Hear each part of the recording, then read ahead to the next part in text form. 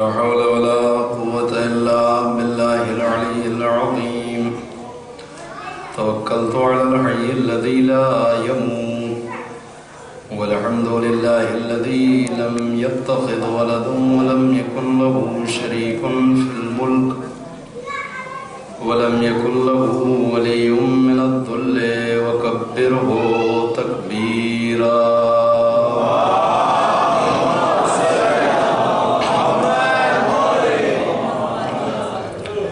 أعوذ بالله من الشيطان اللعين الرجيم. بسم الله الرحمن الرحيم. الحمد لله رب العالمين بارئ الخلائق أجمعين باعث الأنبياء والمرسلين.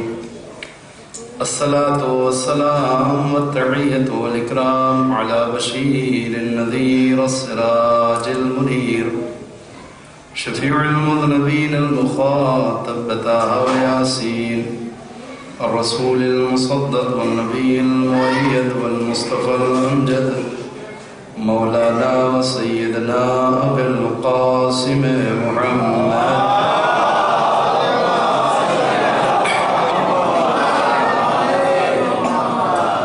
وعلى آله الطيبين الطاهرين المعصومين المظلومين ولعنة الله على أعدائهم أجمعين من يومنا هذا إلى قيام يوم الدين. أما بعد فقد قال الله تبارك وتعالى في القرآن الحكيم. بسم الله الرحمن الرحيم.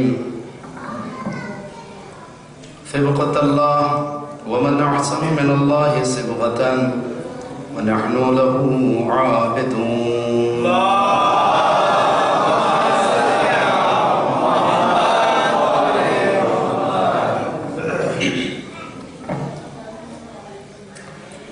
عزیزان گرامی،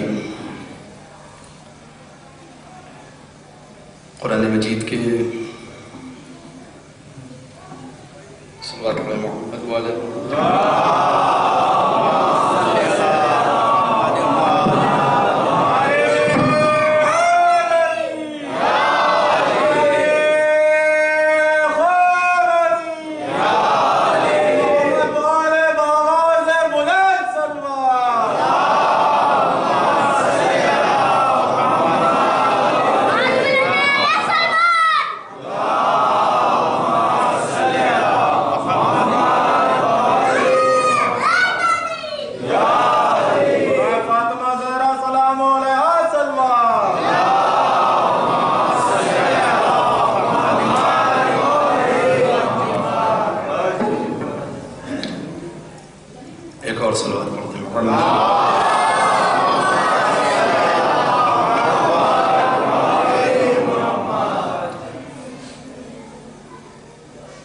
قرآن مجید کے سورہ مبارک ہے بقرہ کی اس آیت کریمہ کے ذیل میں جس موضوع کے تحت کل گفتگو کا آغاز ہوا تھا وہ رنگ الہی ہے. پوری امت مسلمہ کے لیے خالق کائنات نے جو رنگ پسند کیا ہے اس رنگ کو، اس کلر کو الہی کلر، الہی رنگ کہتے ہیں. صبغۃ اللہ ومن احسن من اللہ صبغۃ. تمہاری ذمہ داری یہ ہے کہ تم اللہ کے رنگ میں رنگ جاؤ، کیونکہ اس دنیا میں اللہ کے رنگ سے اچھا کوئی رنگ نہیں. وَنَحْنُ لَهُ عَابِدُونَ. اور ہم تو اسی کی عبادت اور اسی کی پرستش کرتے ہیں. یعنی یہ آخری فقرہ اس جانب اشارہ کر رہا ہے کہ رنگ الہی عبادت الہی سے چوتھا ہے. یہ یوں کہا جائے کہ جو جس کا بندہ ہوتا ہے اس پہ اسی کا رنگ چوتھا ہے. اب یہ انسان واقعی کس کا بندہ ہے یہ اس کا رنگ بتائے گا. کس کا عبد ہے، کس کا غلام ہے، یہ اس کا رنگ بتائے گا. لہذا امت مسلمہ کی ذمہ داری یہ ہے کہ وہ اپنی زندگی کے ہر شعبے میں سر سے لے کر کے پیر تک الہی رنگ میں ہوں، اور کوئی لمحہ حیات کا اور زندگی کا ایسا نہ ہو کہ جس میں ان کے وجود پر اللہ کے رنگ کے علاوہ کوئی دوسرا رنگ چڑھے۔ توجہ کیجیے گا، اصل میں ہر دور میں باطل کو جو پریشانی ہے اسلام یا مسلمانوں سے، وہ زبانی طور پر کوئی کلمہ پڑھتا رہے، مسجدوں میں جا کے نماز پڑھتا رہے، اس سے نہ باطل کو پریشانی ہے اور نہ کفر کو پریشانی ہے۔ پریشانی تب شروع ہوتی ہے کہ جب ایک انسان اپنی زندگی کے ہر شعبے میں الہی رنگ میں رنگ جاتا ہے۔ کیوں؟ اس لیے کہ یہ دنیا کا مزاج یہ ہے کہ ہر آدمی اپنا رنگ دوسرے پہ چڑھانا چاہتا ہے۔ بہت توجہ کریے گا، تاریخ کے تناظر میں مجھے کچھ باتیں جلدی سے عرض کرنی ہے آپ کے سامنے۔ قانون یہ اصول یہ ہے کہ ہر آدمی چاہتا ہے کہ اس کا رنگ دوسرے کے اوپر چڑھ جائے۔ صہیونیت چاہتی ہے کہ اس کا کلر چڑھ جائے، یہودیت چاہتی ہے کہ اس کا چڑھ جائے، عیسائیت چاہتی ہے کہ اس کا چڑھ جائے، استعمار چاہتا ہے کہ اس کا رنگ چڑھے۔ چنانچہ یہ کیا ہے، یہ کلچر کی جو اتنی یلغار ہے اس دنیا میں، کلچر اور کسی چیز کا نام نہیں، کلچر اصل میں رنگ کا ہی نام ہے کہ کون سا سماج کس رنگ میں رنگا ہوا ہے، کہ سماج کا کلچر کیا ہے۔ توجہ کریں گے، اسلام چاہتا ہے کہ یہ ہمارا بندہ ہے تو ہمارے رنگ میں رنگ جائے۔ دنیا کو آپ کے صرف نمازوں اور سجدوں سے کوئی پریشانی نہیں ہے، جہاں آپ نے اسلامی رنگ میں اپنے کو رنگنے کی کوشش کی، وہیں سے باطل کو پریشانی شروع ہوتی ہے۔ اور توجہ کیجیے، تو یہ سارا اختلاف، یہ ساری دشمنی جو ہے وہ اسی رنگ الہی سے ہے۔ توجہ کریں، اور اس رنگ کو اتارنے کے لیے باطل کے پاس جو ہتھیار ہیں، ان میں سب سے بنیادی ترین اور سب سے اہم ترین جو ہتھیار ہے، اس ہتھیار کا نام ہے پیسہ۔ اور توجہ کریے گا، ابتدا ہی اصل میں یہیں سے ہوتی ہے کہ اگر کسی کے اوپر مکمل طور سے رنگ الہی چڑھ گیا ہو تو اس کے اوپر سے یہ رنگ کیسے اترے گا؟ کہ پیسے کے ذریعے سے۔ اور کل کی گفتگو میں سے کتنے ٹکڑے آپ کے ذہنوں میں محفوظ ہیں؟ چونکہ مجھے کل کی جو گفتگو ہے وہ پوری 5 دنوں کی گفتگو کا خلاصہ ہے۔ ان 4 مجلسوں میں جو کچھ بھی آئے گا اسی پہلی مجلس سے مجھے نکال کر کے آپ کے سامنے تھوڑی سی تفسیر پیش کرنی ہے۔ ایک سوال پڑھتے محمد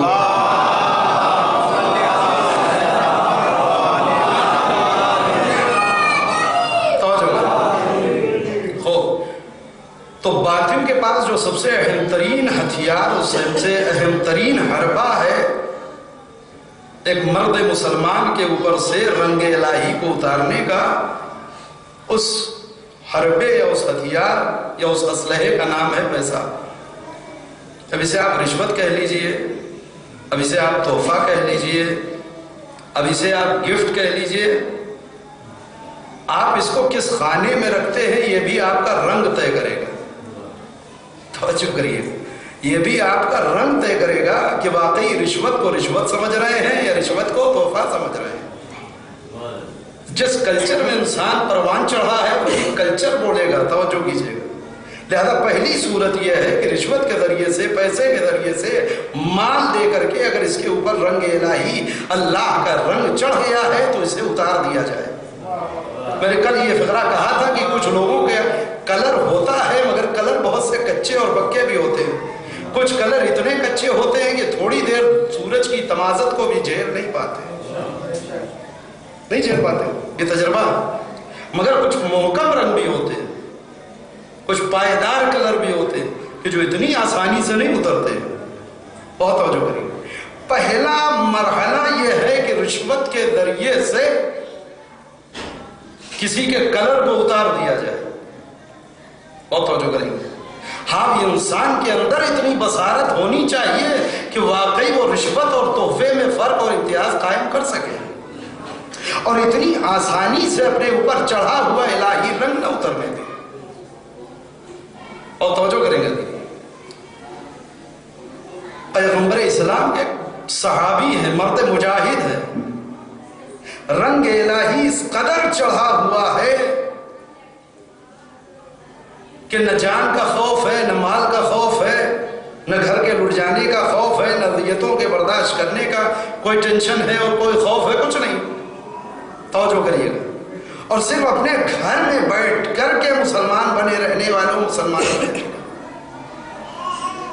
دربار میں آتے ہیں، دربار یعنی مسجدوں میں آتے ہیں جہاں تخت لگا ہوا ہے، خلافت معاب بیٹھے ہوئے ہیں، خزانے بھرے ہوئے ہیں بیت المال میں، اور جس کو جیسے چاہتے ہیں عطا کرتے ہیں۔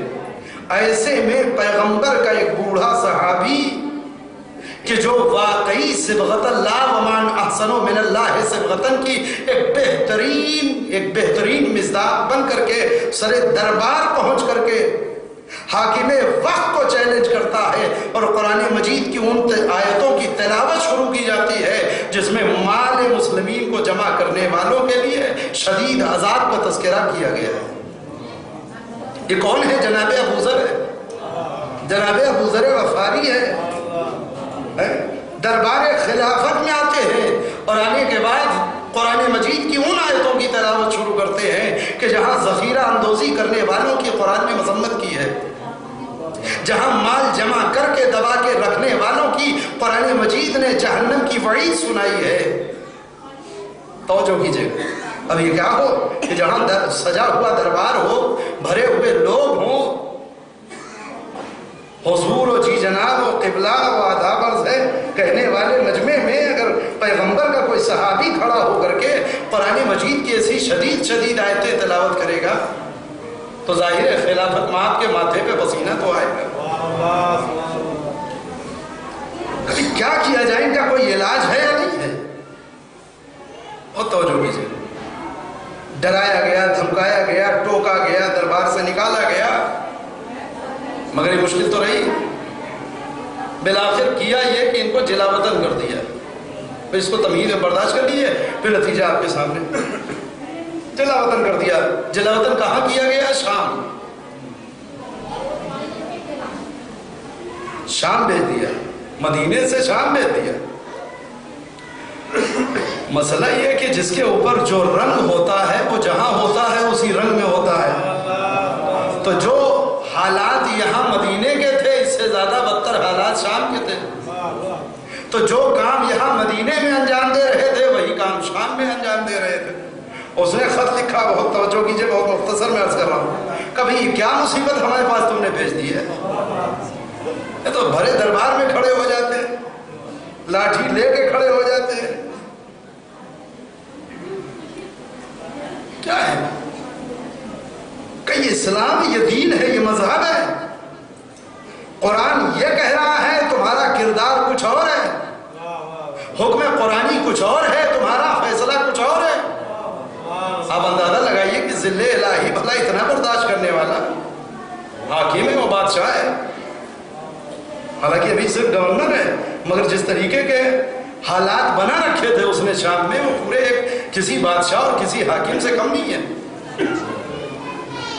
لہذا پھر کیا ہو کہ یہ یہاں نہیں رہ سکتے، بہت توجہ کریے گا، کہ ان کو واپس مدینے بھیج دیا جائے۔ جناب ابو ذر کو واپس مدینے بھیج دیا گیا، مدینے آئے تو پھر وہی کام شروع۔ توجہ کریے گا۔ بالآخر بہت سوچنے اور سمجھنے کے بعد یہ طے کیا گیا کہ یہ فاقہ مست آدمی، غریب آدمی، جیب خالی، کبھی نوٹ دیکھا نہیں، کبھی دولت کا سامنا ہوا نہیں، کبھی درہم و دینار کی جھلک کانوں تک پہنچی نہیں، کبھی خزانے اور اشرفیوں کی چمک سے آنکھیں خیرہ ہوئی نہیں۔ خزانے کا منہ کھولا جائے، دیکھیں کتنی دیر تک رنگ برقرار رہتا ہے۔ صلوات پڑھیں محمد والے۔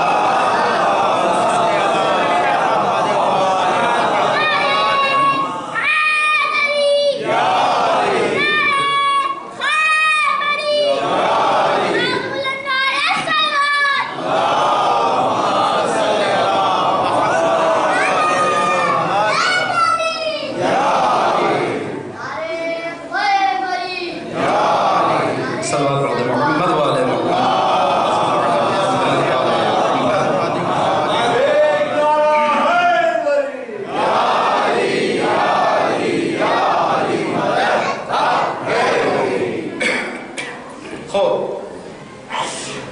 تو باطل بھی یہ جانتا ہے کہ جہاں اشرفیوں کی تھیلیاں پہنچی، اچھے اچھوں کا کلر چونکہ اتر چکا ہے، تجربے کار ہیں، نہ جانے کتنوں نے اپنا رنگ بدل دیا پیسہ دیکھ کر کے، یہ غریب آدمی تو 1500 میں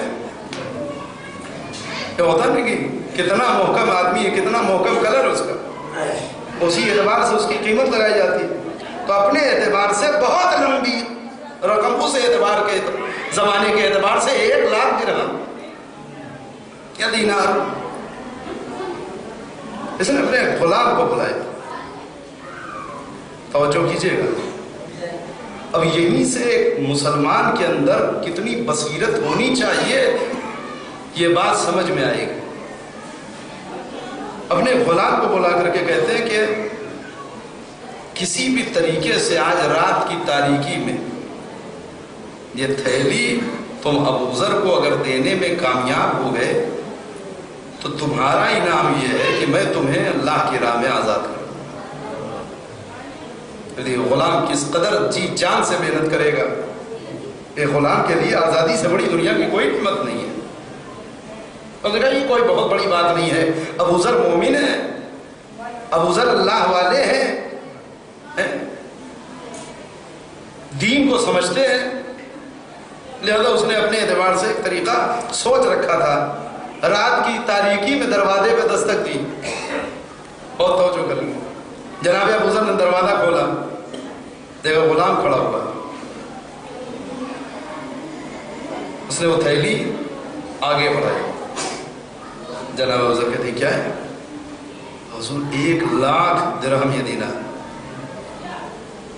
میں سوچا تھا ابوذر کو غش آ جائے گا، کہ مجھے کہاں سے لائے؟ کہ سرکار نے آپ کے لیے بھجوائے، کہ میرے لیے؟ کہاں؟ اس کے بدلے کیا کرنا ہوگا؟ اور کچھ نہیں، کچھ بھی نہیں، نہ ہماری حمایت کرنا ہے، نہ ہماری تائید کرنا ہے، نہ ہمارے حق میں بولنا ہے، کچھ نہیں کرنا، یہ ایک تحفہ ہے آپ کے لیے، اس کے بدلے میں ہم آپ سے کچھ نہیں چاہتے۔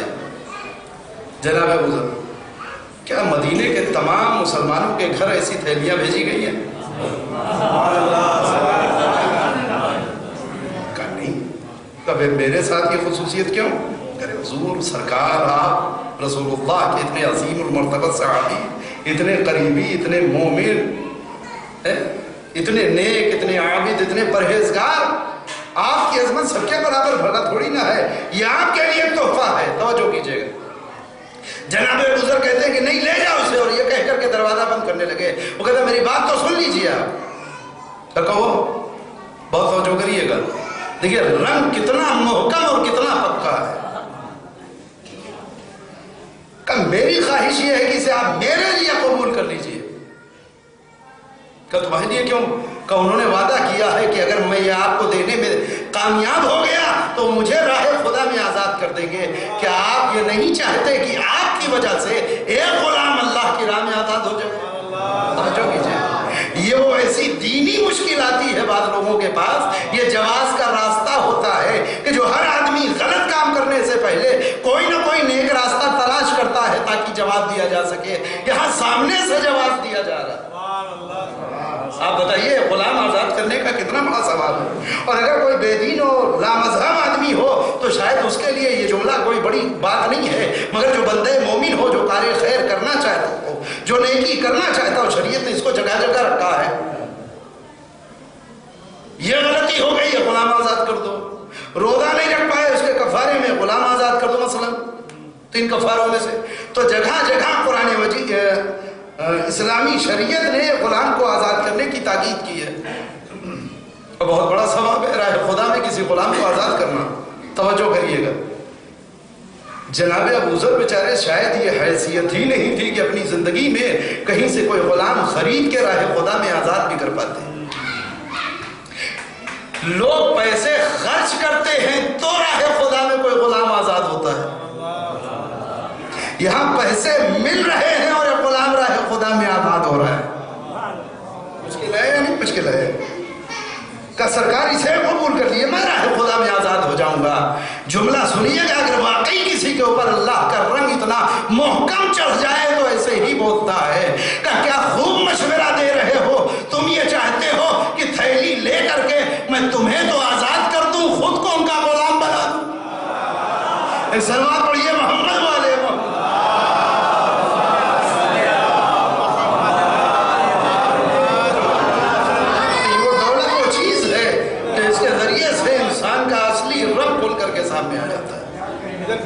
کس قدر انسان محکم، اس کا کلر محکم ہے. توجہ کریے، کتنی دیر تک وہ راہ حق میں ٹکا رہ سکتا ہے. ایک اور صلوات پڑھیں محمد والے.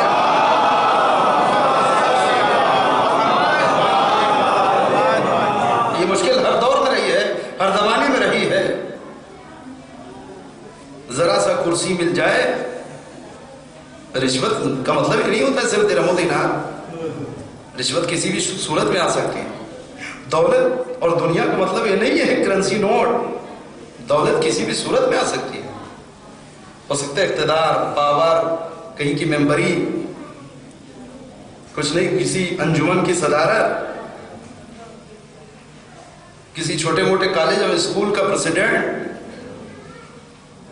ٹھیک ہے، یہ وہ ساری چیزیں ہیں جس سے انسان کا اصلی رنگ کھل کر کے سامنے آتا ہے، اصلی کلر کھل جاتا ہے. ایک اسٹیٹ کی حکومت نے ایک چھوٹا سا منترالے کیا دے دیا کہ ایودھیا میں جا کر کے مورتی کی پوجا ہوتی ہے. یہ کیا ہے؟ اصلی جو رنگ ہوتا ہے وہ کرسی بہرحال اتار دیا کرتی ہے. صلوات پڑھیں محمد والے.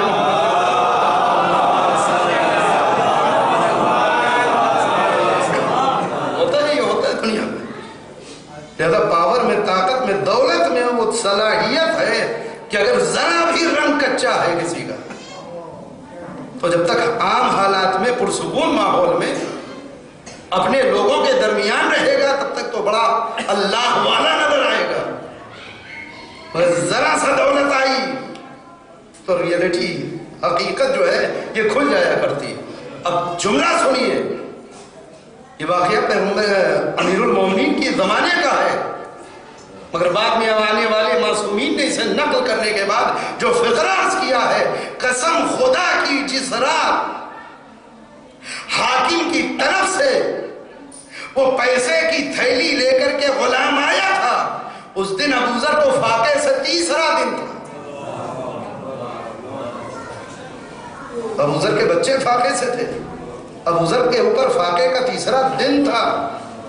3 روز کی بھوک اور ضرورت کے باوجود دروازے پہ آئے ہوئی دولت کو ٹھوکر مار دینا مگر اپنے الہی رنگ کو بچا لے جانا، تب جا کر کے کسی انسان کو 9ویں درجے کے ایمان پہ فائز کیا.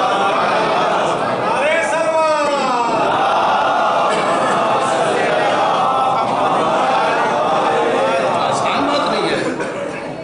انسان کو اپنے آپ کو چیک کرتے رہنا چاہیے، خود اپنا محاسبہ کرنا چاہیے. یہ ایک طریقہ ہے کہ ابھی تو کچھ نہیں ہے ہمارے پاس. اپنے استاد کے جملہ نقل کروں، وہ کہتے ہیں ہر انسان کی زندگی میں ملک رے ایک بار آتا ضرور ہے. پتہ نہیں کہاں تک بات پہنچ رہی ہے اور کتنا میں درک کر رہے ہیں. ہر انسان کی زندگی میں ایک مرتبہ کبھی نہ کبھی ملک رے ضرور آتا ہے. بچوں کے لیے عرض کرتے ہیں ملک رے سے مراد وہ ایران کا وہ ٹکڑا نہیں، یہ ملک رے بھی آدمی کے اعتبار سے ہوتا ہے. ہو سکتا ہے ہمارے لیے ملک رے کوئی ممبری ہی ہو سکتا ہے ہمارے لیے ملک رے کہیں کا صدر ہونا ہی ہو سکتا ہے ہمارے لیے ملک رے کوئی چھوٹی سی سروس یا نوکری ہی کیوں نہ ہو. جس پہ ہمارا رنگ اترنے کا خدشہ یا امکان ہو وہی ہمارے لیے ملک رے ہے. ورنہ ملک رے کے آفر سے پہلے عمر ابن سعد بھی بہت پکا اللہ والا تھا. دیکھیے ایک پکا کلر آپ نے دیکھا ہے تو ایک کچا کلر بھی دیکھ لیجئے جلدی سے، توجہ کریں. اس قدر محکم کلر، سر سے پاؤں تک اللہ والا. اس قدر عزت کرتے تھے لوگ کہ بازار سے گزرتا تھا تو دکاندار اس کے احترام میں بازار میں کھڑے ہو جایا کرتے تھے اپنی دکانوں پہ. عمر ابن سعد گزر رہا ہے، سعد ابن ابی وقاص کا بیٹا جا رہا ہے. اتنا احترام سماج میں، معاشرے میں کیوں اللہ اللہ زبان میں؟ صرف اللہ ہو، قرآن و عبادت و مسجد اور یہ ہو. مگر یہ سب کب تک تھا؟ یہ الہی رنگ کب تک چڑھا تھا؟ جب تک کہ رے کی حکومت سامنے نہیں آئی تھی. مگر ایک حکومت رے سامنے آئی، امام وقت سمجھاتا رہ گیا کہ تمہیں ایک گندم بھی نہیں ملے گا. کہا میں جو سے کام چلا لوں گا. رنگ اتر گیا. کیا یہ مشکل مرحلہ ہے کہ اپنے آپ کو انسان محفوظ رکھ سکے. آج جس تاریخ میں ہم اور آپ بیٹھے ہیں اس کا سب سے بڑا المیہ یہ ہے کہ وہ سبط اکبر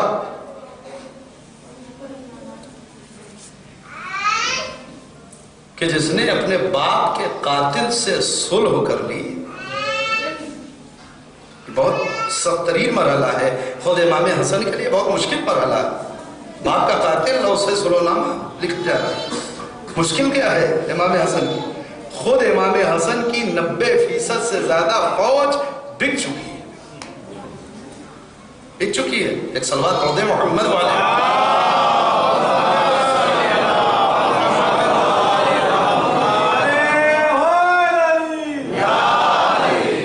چھوٹی چھوٹی رشوتوں اور باقاعدہ حاکم شام نے بازار لگایا ہوا ہے. بہت توجہ کریں. یہ واقعہ جو اس تاریخ کا یہ حصہ جو اس جگہ کے اوپر ملتا ہے وہ شاید میری نظر میں دوسری جگہ کے اوپر تاریخ میں کہیں نہیں ملا. ہو سکتا ہے آپ کی نظر میں ہو تو مجھے آپ مطلع کریے. رشوتیں ہر دور میں بانٹی گئی. رشوت دی جاتی رہی. لوگوں کے ایمان خریدے جاتے رہے. لوگوں کو اپنے رنگ رنگنے کی کوشش کی جاتی رہی. لیکن ایک صلوات پڑھ دیں محمد والے.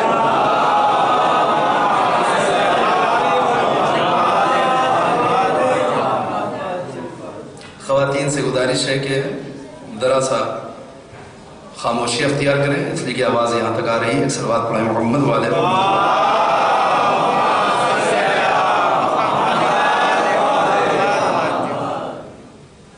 باقاعدہ بازار لگا.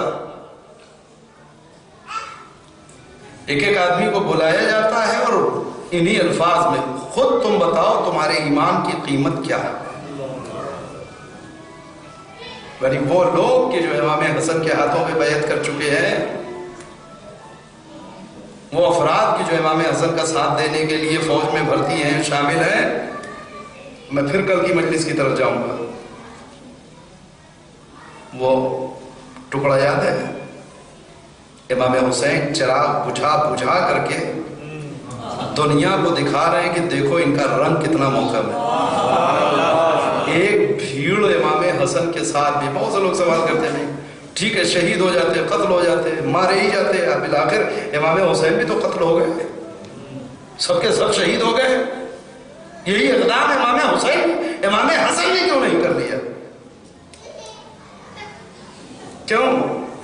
یہاں امام وقت کہہ رہا ہے جاؤ تمہاری جنت کی ضمانت ہمارے پاس, جاؤ تمہاری شفاعت کی ذمہ داری ہماری, جاؤ تمہیں کوئی کچھ نہیں کہے گا, اس کا ذمہ دار حسین. کوئی نہیں جانے کے لیے تیار.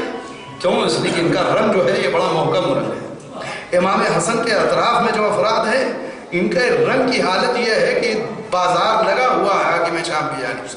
آئیے بسم اللہ خود بتائیے آپ کے ایمان کی قیمت کیا ہے. لوگوں نے خود بتایا ہے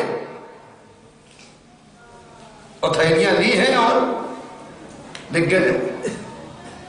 ایگریمنٹ ہوتا گیا, دستخط ہوتے گئے. 90% سے زیادہ فوج امام حسن کی جب بک گئی, دیکھیے شاطر بنا اس کا, ادھر ان کو خریدا بھی, ادھر وہ سارے ڈاکومنٹس اور کاغذات دھیرے سے امام حسن کے پاس بھیج دیے کہ یہ دیکھیے اپنی فوج کی حالت. اس فوج کے بھروسے پہ آپ مجھ سے جنگ لڑنا چاہتے ہیں؟ آپ بتائیے کیا واقعی اب موقع ہے کہ جنگ لڑی جائے؟ اس نقطے کو تھوڑی دیر کے لیے ذہن میں رکھیے گا. کیا ممکن ہے کہ اب جنگ لڑی جائے؟ اور امام حسن بھی امام علی علیہ السلام کے بعد 6 مہینہ تک تقریباً بعنوان حاکم, بعنوان خلیفۃ المسلمین, ان کی ایک حیثیت ہے. پہچانے جاتے ہیں کس حوالے سے؟ امام تو ہیں, وہ ہمارے لیے امام ہیں, مگر جو لوگ ارد گرد ہیں وہ صرف امام مان کر کے نہیں ہیں. انہیں ایک حاکم, ایک فرما روا, ایک خلیفۃ المسلمین کی حیثیت سے دیکھ رہا ہے. بہت توجہ کیجیے. اس سے پہلے خلافت اور حکومت امیر المومنین تک بھی آ چکی ہے. توجہ جھاگ کر کے سنیں میرے نوجوان، امیر المومنین کے پاس بھی ہے 3 بڑی جنگیں امیر المومنین نے لڑی ہیں خلافت ملنے کے بعد۔ جمال، صفین، نہروان، مگر اس کا اور اس کا کربلا کا انداز فرق کرتا ہے۔ امام حسن جو فوج لے کر کے کھڑے ہوتے ہیں میدان جنگ میں، اس کا اور کربلا کا انداز جدا ہوتا ہے۔ یہ امام علی نے کربلا کیوں نہیں برپا کر دی؟ یہ امام حسن نے کیوں کربلا نہیں برپا کر دی؟ اور توجہ کر لیں، میں ایک نقطے کی جانب اشارہ کر رہا ہوں۔ میری قربان ہو جاتے، قتل ہو جاتے بالآخر امام حسین بھی قتل ہو گئے، امام حسن بھی قتل ہو جاتے، شہید ہو جاتے، امام حسین بھی قتل ہو گئے۔ وہ قربانی کی جو میدان کربلا میں حسین ابن علی کے ذریعے سے دی جا رہی ہے، یہی کام 9.5 سال پہلے امام حسن نے کیوں نہیں کر دیا؟ کسب بک گئے تھے اپنی جگہ بک گئے تھے، 2 4 10 5 20 کچھ تو ہوتے، انہیں لے کر کے آتے اور میدان جنگ میں جنگ لڑی جاتی۔ توجہ کیجئے گا، کیوں؟ اس لیے کہ یہاں بظاہر فتح نہیں حاصل کرنی ہے، بظاہر سامنے والے کو ختم کر کے خود کو نہیں باقی رکھنا ہے، قتل ہی ہو جانا ہے، شہید ہی ہو جانا ہے۔ تو 72 ہوں یا 12 15 20 25 ہوں، اس میں کیا فرق پڑتا ہے؟ کوئی فرق ہے؟ ایک صلوات پڑھیں محمد والے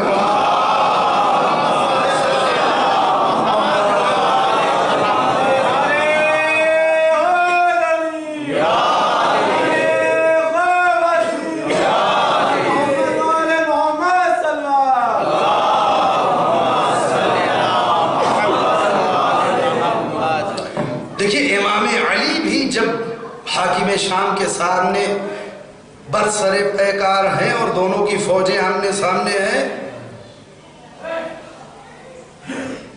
تو آپ اپنے اعتبار سے نہ دیکھیں کہ آپ کے امام ہیں امام علی، دنیا کی نظر ڈالیں، کیا لکھیں گے کہ یہ 2 بادشاہوں اور 2 حاکموں اور 2 طاقت رکھنے والے اور 2 لوگوں کی علاقے کی جنگیں تھیں، قتل ہو گئے۔ کیوں؟ امام علی بھی حاکم ہے اور ادھر حاکم شام بھی حاکم ہے، دونوں کی زمینی لڑائی ہے۔ تو بادشاہ لوگ تو لڑائی کرتے ہیں اپنے اقتدار کے لیے۔ امام حسن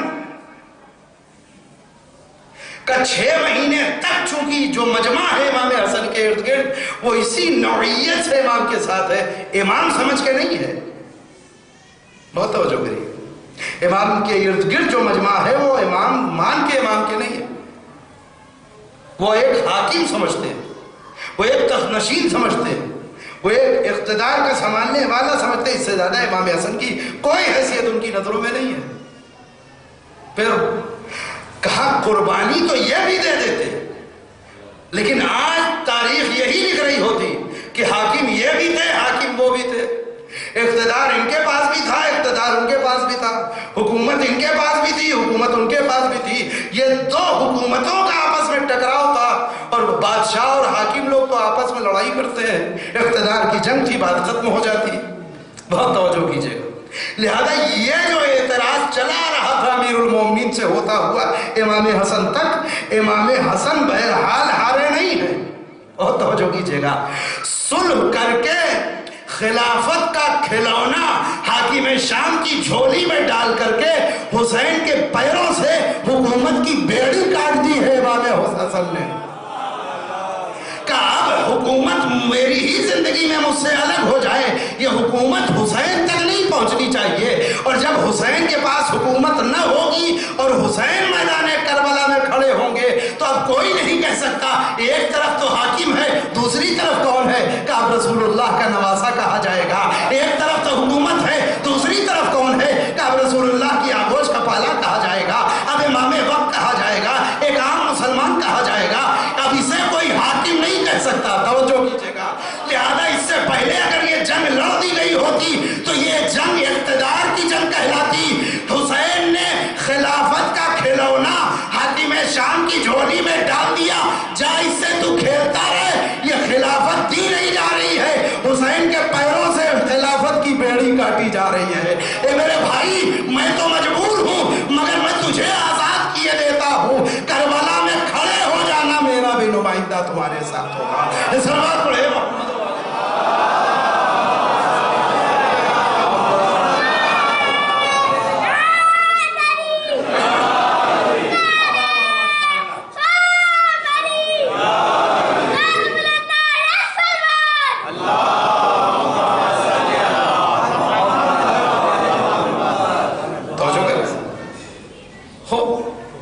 اس حکومت کو ٹھوکر مار دی. کب اس خاندان میں حکومت نہیں. ایسے ایسے لوگ بک گئے. خود فوج کا سپہ سالار. اب آپ ملاتے ہیں ایک کربلا کو. ایک علمدار لشکر امام حسن کا ہے اور ایک علمدار لشکر حسین ابن علی کا ہے. دونوں کا کلر دیکھیں.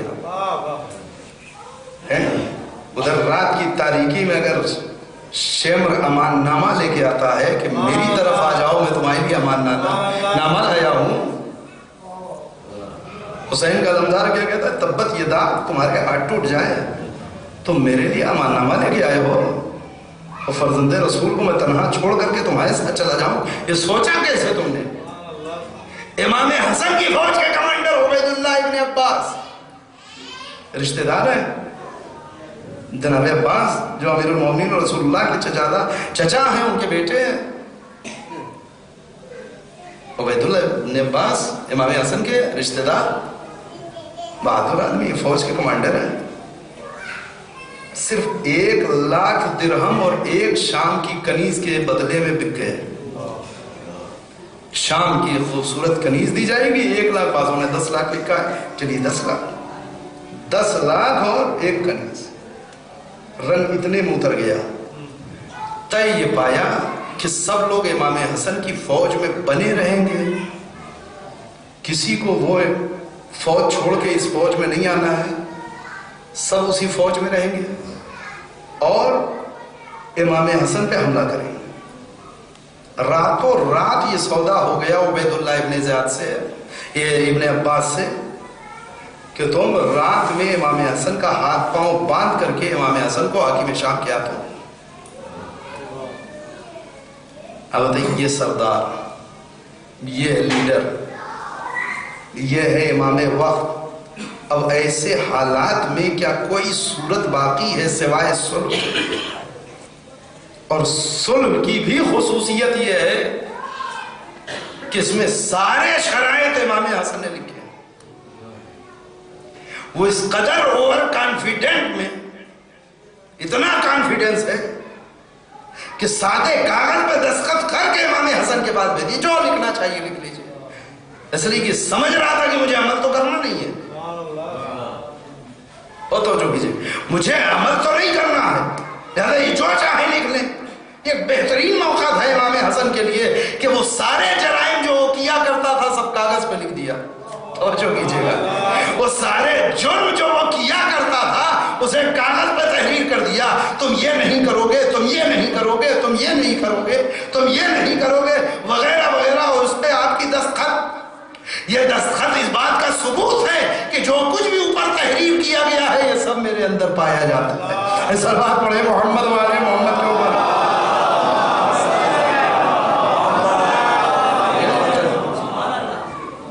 لہذا صلح جب اس قدر آسان اور اپنے شرائط پہ ہو رہی ہے، وہ صلح خیر اور قرآن کہہ رہا ہے، تو پھر صلح بہتر ہے.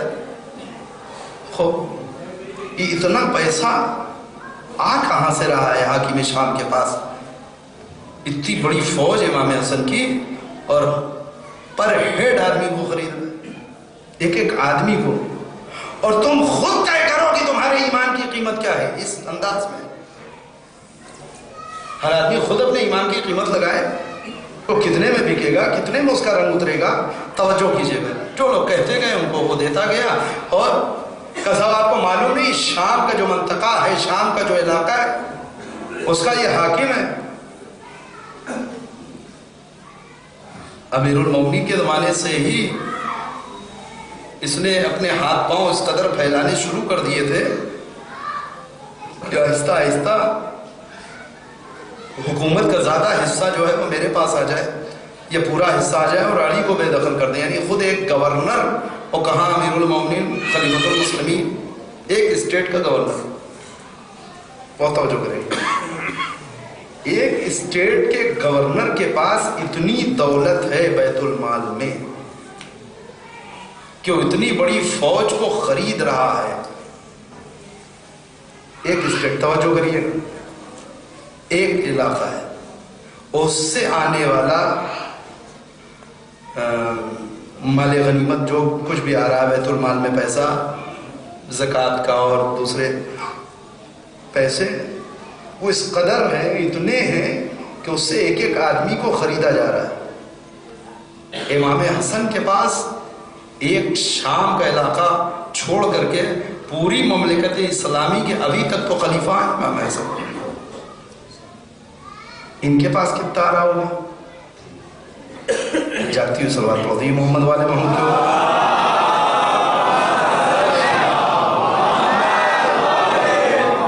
جب ایک اسٹیٹ کے گورنر کے پاس اتنی دولت ہے تو ایک اسٹیٹ کو آپ مائنس کر دیجئے، پوری مملکت اسلامی کا جو حاکم ہے اس کے پاس کتنا ہوگا. تو یہ جو قیمت لگا کے خرید رہا ہے، اس سے بڑی قیمت لگا کے امام حسن نہیں خرید سکتے.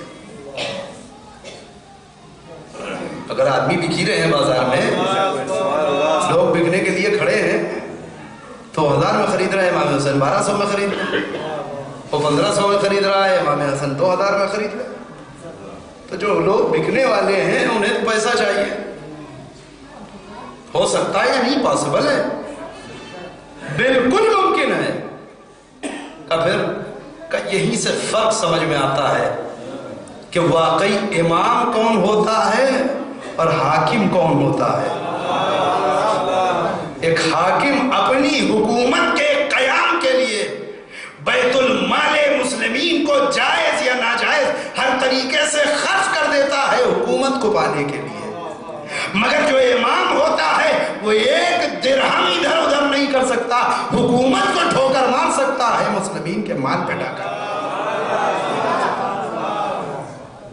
یہ کام کر ہی نہیں سکتے، اس لیے کہ غلط طریقے سے اگر حکومت مل بھی جائے تو یہ حکومت نہیں چاہیے.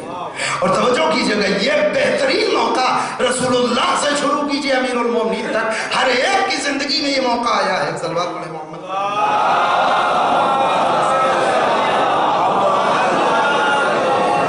چونکہ سرکار کی بھی تاریخ وفات ہے لہذا تھوڑا سا ان کا بھی تذکرہ. امیر المومنین کو جو خلافت 25 سال کے بعد ملی، وہ 10-15 سال پہلے مل سکتی تھی. بس ایک جھوٹ بولنا تھا، ایک جھوٹ. اس کے بعد ساری زندگی پھر نیک رہتے، پارسا رہتے، عابد رہتے، متقی و پرہیزگار ہوتے. ایک جھوٹ بولتے اور حکومت مل جاتی. کب؟ جب 6 رکنی کمیٹی بنائی گئی، اس میں امام علی کو رکھا گیا دوسری خلافت کے بعد، اور یہ طے کیا گیا کہ یہی 6 لوگ آپس میں کسی ایک کو اپنا خلیفہ چن لیں گے. ٹھیک ہے، اس میں امیر المومنین ہے. مجھے وہ تاریخ نہیں پڑھنی ہے، میں صرف اشارہ کر رہا ہوں. امام ہے، خلافت پیش کرنے والے نے خلیفہ سیوم سے پہلے امام علی کے سامنے پیشکش کی تھی کہ میں خلافت آپ کو دینے کے لیے تیار ہوں. ہم 6 لوگ مل کر کے 5 لوگ آپ کی بیعت کے لیے تیار ہیں. آپ وعدہ کریں کہ کتاب اللہ کی کتاب، سنت پیغمبر اور سیرت شیخین کے اوپر عمل کریں. یہ تو شرط ہی تمام تاریخوں نے لکھا ہے. امام نے کہا کہ کتاب اللہ پر اور سنت رسول پر میں عمل کے لیے تیار ہوں. اور اگر یہ سیرت جس کی عہد تم لے رہے ہو یہ سنت رسول کی الگ کوئی چیز ہے تو میں سنت رسول پہ چلوں گی، ان کی سیرت پہ چلوں. اور اگر دونوں ایک ہی ہے تو الگ سے کہنے کی ضرورت نہیں ہے. تاریخ ہے.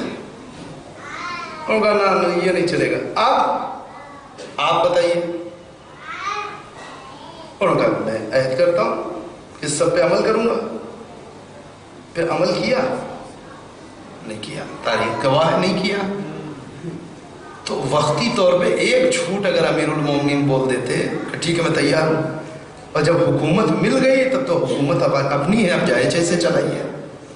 آپ بتائیے اتنے برس پہلے خلافت مل سکتی تھی، کتنی نیکیاں ہو سکتی تھیں، کتنے کام ہو سکتے تھے. یہیں سے آپ ایک جھوٹ کی خرابی بھی محسوس کر لیجئے. علی ابن ابی طالب 10 برس کے لیے حکومت کو ٹھوکر مار سکتے ہیں، ایک جھوٹ نہیں بول سکتے. کیوں؟ وہ حکومت ہی نہیں ہے کہ جو غلط راستے سے حاصل کی جا سکے. سیرت دیکھ رہے ہیں امام حسن کی کہ اس سے زیادہ پیسہ بیت المال میں ہے. وہ اگر 1000 میں لوگوں کو خرید رہا ہے تو یہ 2 اور 5000 میں خرید سکتے ہیں. مگر اس حکومت کا فائدہ ہی کیا کہ جو کردار کو بیچ کر کے وہ اپنا رنگ اتار کر کے حاصل کی جائے.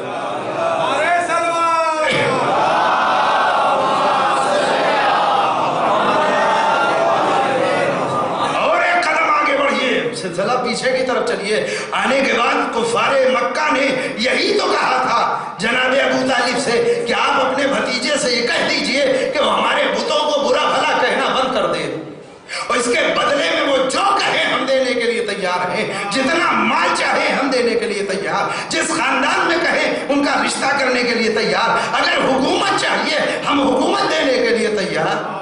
یا رسول اللہ تیسرا آفر بڑا اچھا ہے، آپ حکومت لے لیجئے، پھر جیسے چاہیے اسلام کا ایک پرچار کیجئے، اسلام کا جھنڈا بلند کیجئے، قولوا لا الہ الا اللہ تفلحوا کہلائیے. آسان تو ہے نہیں، پہلے حکومت لے لیتے اور پھر اپنی حکومت میں اللہ کا پرچار کرتے. یہ ہو سکتا تھا یا نہیں ہو سکتا تھا؟ دیکھیے حکومتیں سب کے پاس آ رہی ہیں، مگر رسول اللہ کیا ہوگا کہ جو غلط راستے سے حکومت قائم کی جائے اس میں کبھی الہی نظام قائم نہیں کیا جا سکتا. یہ سلوات پڑھے محمد والے.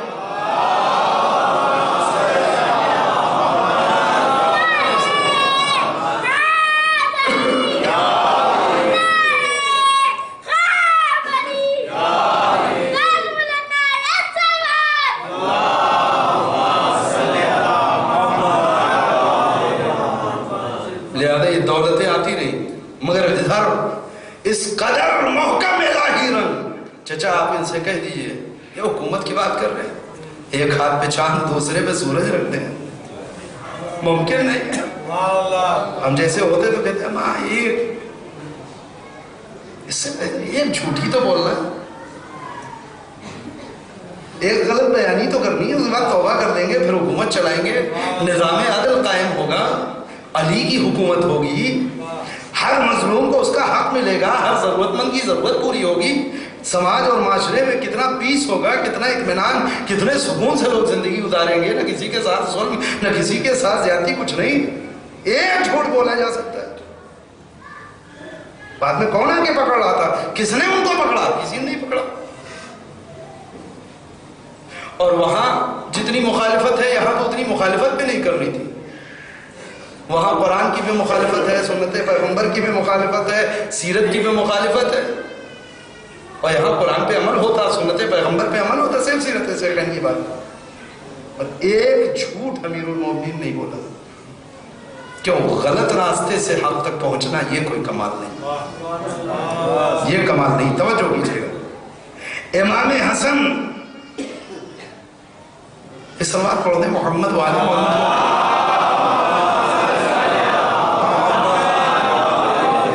پیش نظر ہے کہ آج دوسری مجلس بھی ہے اور جلدی سے 2-4 فیصلے تاریخ کے حوالے سے آپ سنیں.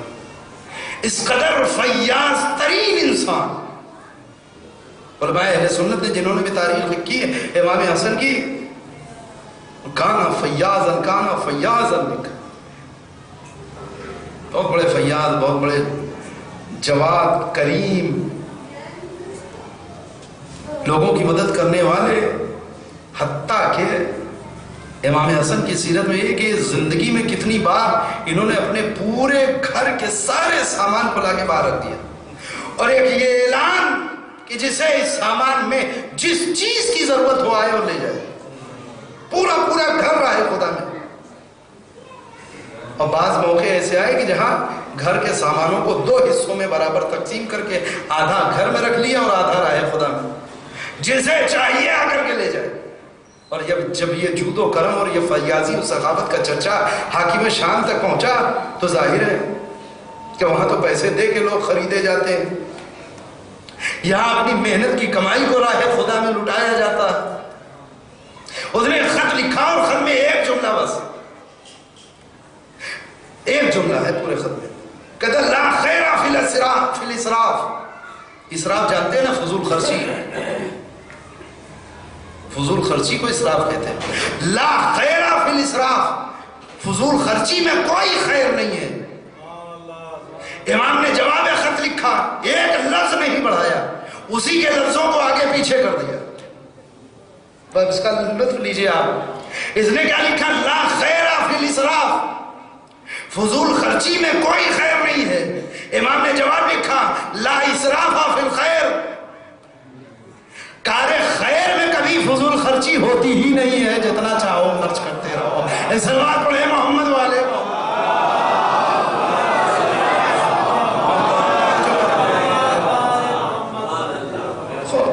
یہ ہے وہ ذات امام حسن۔ اور اب دوسری طرف اخلاق کا عالم یہ ہے، اچانک ایک دن میں زوجہ کے اوپر سے رنگ نہیں اتر گیا اور راتوں رات بدل گئی اور اس نے زہر دے دیا، نا۔ اچھا، اس سے پہلے اور نہ اس کے بعد، زہر دینے کے بعد بھی امام حسن کا جو اخلاق زہر دینے والی زوجہ کے ساتھ ہے، آپ دنگ رہ جائیں گے۔ یعنی جس نے زہر دیا ہے، پر چونکہ اپنے گھر میں ہے، اشعث بن قیس امام علی علیہ السلام کی فوج میں دوسرے نمبر کا کمانڈر، جنگ صفین میں جناب مالک اشتر کے بعد اشعث بن قیس کا نمبر دوسرا کمانڈر ہے علی کی فوج۔ اس قدر بدلا انسان کہ خود قتل امیر المومنین میں بھی شریک ہے، ابن ملجم کی مدد کر رہا ہے، پوری طریقے سے پشت پناہی کر رہا ہے۔ اس کی بیٹی جعدہ بنت اشعث بن قیس، اس کے ذریعے سے زہر امام حسن تک پہنچایا حاکم شام نے۔ ایسا کاری زہر، تاریخ کہتی ہے کہ امام جب الٹیاں کرتے تھے، قے کرتے تھے، تو کلیجے کے ٹکڑے کٹ کٹ کر کے دشت میں آتے تھے۔ اللہ، زینب جیسی بہن، ام کلثوم جیسی بہن، امام کی طبیعت جب بگڑنے لگی اور یہ دشت لے کر کے آگے بڑھی ہے اور امام نے قے کی ہے، اس میں کلیجے کے ٹکڑے ہیں، زینب ہاتھ میں تشت لیے کھڑی ہے اور بھائی کی یہ کیفیت دیکھ رہی ہے۔ اللہ، میرے بھائی کو زہر دیا جا چکا۔ اندر کے حالت کیا ہے امام حسن کی؟ چہرے کا رنگ بدل رہا ہے، چہرہ متغیر ہو رہا ہے، کلیجے کے ٹکڑے کٹ کٹ کے آ رہے ہیں، خون کی الٹیاں ہو رہی ہیں۔ اللہ رے، زینب کے امتحان مدینے میں ہے تو بھائی کے کلیجے کے ٹکڑے دیکھ رہی ہے، کربلا میں ہے تو مقتل میں بکھری ہوئی لاشوں کو دیکھ رہی ہے۔ کہتے ہیں بھائی، یہ حالت آپ کی کس نے کی؟ امام حسن خاموش۔ کیسے کہیں کہ زوجہ نے زہر دی، جس پہ انسان سب سے زیادہ اعتماد کرتا ہے، جس پہ سب سے زیادہ بھروسہ کرتا ہے، جو محرم راز ہوتا ہے۔ توجہ کریے، کہتے ہیں امام کی طبیعت بگڑنے لگی، حالت بگڑنے لگی، کیفیت بگڑنے لگی، اور موقع آیا کہ جب تمام گھر کے لوگ امام کے ارد گرد اکٹھا ہو گئے۔ اب وقت بہت کم ہے امام حسن کے پاس۔ امام نے وصیتیں شروع کر دی، خود بھی گریہ کرتے جاتے ہیں، ایک ایک کے چہرے کو حسرت و یاد سے دیکھتے جاتے ہیں۔ کیا دیکھا کہ اسی لوگوں کے درمیان امام حسین بھی کھڑے ہیں اور آنکھوں سے اشک جاری ہے، اشارہ کر کے حسین کو قریب بلایا۔ کہتے ہیں بھیا حسین تم نہ رو، کہتے ہیں بھائی بھلا آپ کی یہ کیفیت دیکھ کہ حسین کیسے نہ روئے۔ امام ایک فقرہ کہتے ہیں لا یوما کا یوم کا یا ابا عبداللہ، اے حسین یہ مصیبت تو کچھ نہیں ہے، تمہارے ساتھ جو مصیبت آنے والی ہے، تمہارا جو دن ہوگا اس دن کے مقابلے کسی کا دن نہیں۔ توجہ کریں گے۔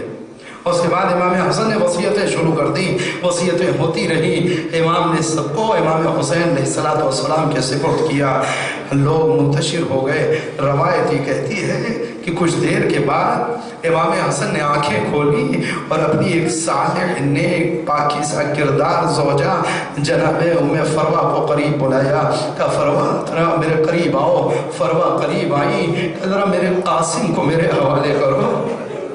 جانتے ہیں آپ قاسم کل 3 برس کے 2.5 برس کے ہیں، 2.5 یا 3 برس کے، اس سے زیادہ کسی نے نہیں لکھا۔ 3 برس کا بچہ آپ نے دیکھا ہے، 2.5 برس کا بچہ ماں کی آغوش میں ہے۔ امام حسن کہتے لاؤ میرے لال کو ذرا میرے حوالے کر دو۔